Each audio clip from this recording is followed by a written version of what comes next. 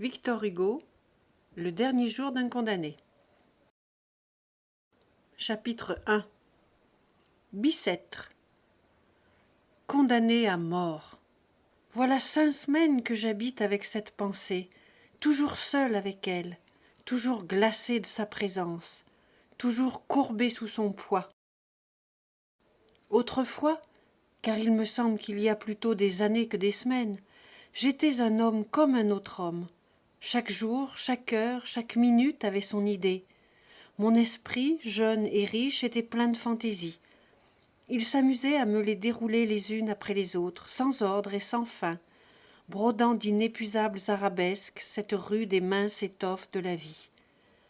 C'étaient des jeunes filles, de splendides chapes d'évêques, des batailles gagnées, des théâtres pleins de bruit et de lumière, et puis encore des jeunes filles et de sombres promenades la nuit sous les larges bras des marronniers. C'était toujours fête dans mon imagination. Je pouvais penser à ce que je voulais, j'étais libre. Maintenant je suis captif.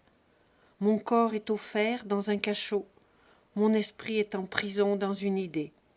Une horrible, une sanglante, une implacable idée. Je n'ai plus qu'une pensée, qu'une conviction, qu'une certitude. Condamné à mort.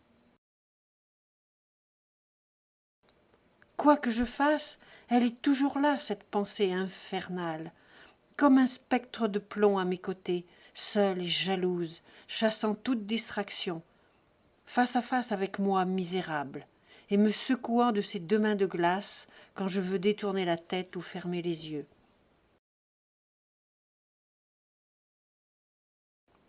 Elle se glisse sous toutes les formes où mon esprit voudrait la fuir, se mêle comme un refrain horrible à toutes les paroles qu'on m'adresse, se colle avec moi aux grilles hideuses de mon cachot, m'obsède éveillé, épie mon sommeil convulsif, et reparaît dans mes rêves sous la forme d'un couteau.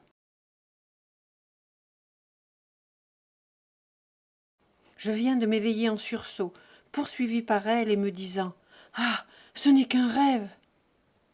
Eh bien, avant même que mes yeux lourds aient eu le temps de s'entr'ouvrir assez pour voir cette fatale pensée écrite dans l'horrible réalité qui m'entoure, sur la dalle mouillée et suante de ma cellule, dans les rayons pâles de ma lampe de nuit, dans la trame grossière de la toile de mes vêtements, sur la sombre figure du soldat de garde dont la giberne reluit à travers la grille du cachot. Il me semble que déjà une voix a murmuré à mon oreille « Condamné à mort !»